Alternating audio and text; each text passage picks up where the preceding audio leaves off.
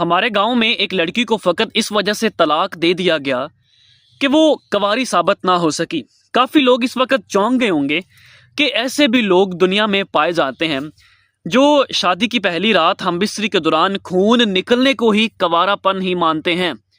मेरा उठना बैठना उन लोगों में रहा है, बल्कि अब भी मुझे अक्सर मेरे साबका मोहल्लेदार नौजवान मिलते हैं जो इस किस्म की सोच रखते हैं कि शादी की पहली रात खून ना निकला तो लड़की समझ लो कि चालू है।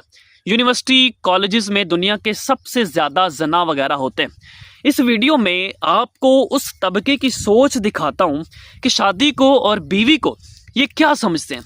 एक ऐसी किस्म है कि जो शादी की पहली रात खून ना निकलने पर अपनी ही बीवी को चालू समझना शुरू कर देते हैं। हालांकि ये वो नौजवान होते हैं जिनकी सारी उम्र गलत कार्यों में भी गुजरी है।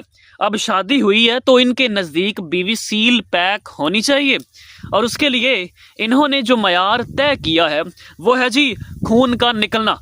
उन लोगों को समझाने की ज़रूरत है कि बचपन में खेल कूद के दौरान या सीढ़ियों का उतार चढ़ाव करते हुए, साइकिल चलाते हुए वो बारीक सी झिल्ली जिसे हाइमन कहते हैं वो हट जाता है, जिससे खून निकलता है, वो झिल्ली फट जाती है। लिहाजा अगर पहली रात खून नहीं निकला तो ये लाजमी नहीं कि आपकी बीवी बद किरदार है, या अगर खुदा न खास्ता वो पहले किसी से ऐसा अमल करवा चुकी है तो वो जाने अल्लाह जाने। पहले के बारे में आपको इतने शुबहात थे तो तफ्शीश करके शादी करते, ना कि आप उसका जीना हराम करो। सबसे बड़ी बात, क्या तुम खुद कंवारे हो?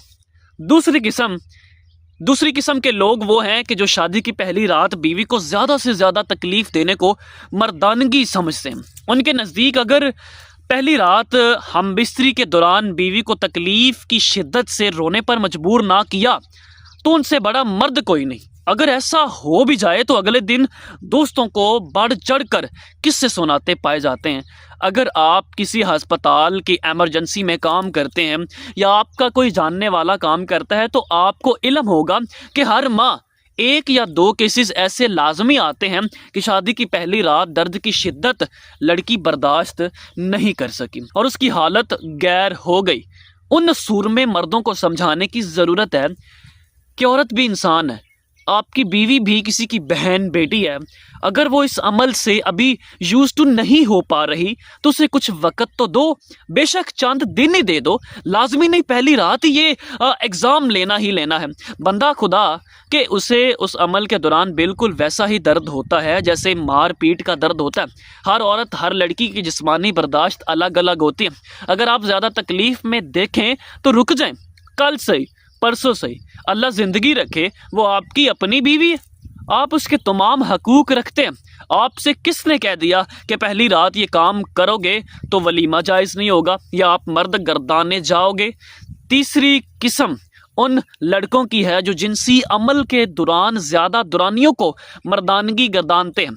उनके नज़दीक अगर शादी की पहली रात आपने जिनसी अमल में 1 घंटे से कम वक़्त लगाया तो आप मर्द ही नहीं हैं। और ये बदकिस्मती से उस मुगालते का शिकार पढ़े लिखे हजरात भी हो रहे।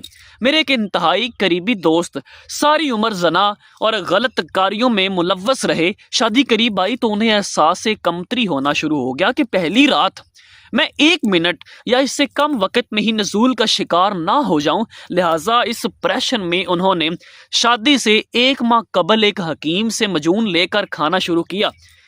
हज़ारों रुपए भी लगाए और शादी की पहली रात मुसलसल 40 मिनट बिनते हवा को उसकी मर्जी के खिलाफ रौंदते रहे।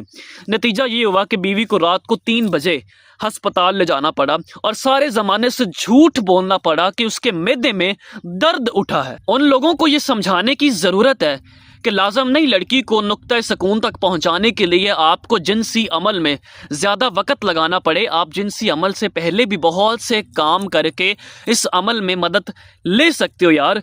चौथी किस्म उन लोगों की है जिनके नज़दीक शादी की पहली रात कम अज़ कम 5 या 6 बार ऐसा अमल करना उम्र भर की भड़ास निकाल देने के बराबर है, या उससे उन्हें अगली 23 मार्च पर तमगाए मर्दानगी मिलेगा। ऐसे लोगों के दोस्त भी फिर उन्हीं की सोच के मालिक होते हैं।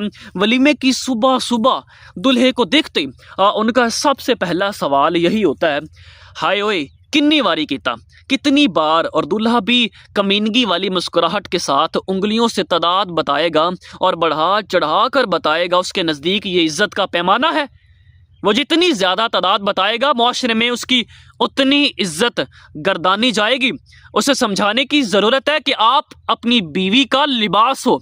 आपने ऐसे राज शेयर करके भरे बाजार में अपनी बीवी को खुद बेलिबास कर दिया है और अपने ही दोस्तों के जहन में अपनी ही बीवी के बारे में गंदगी का एक बीज बो दिया है।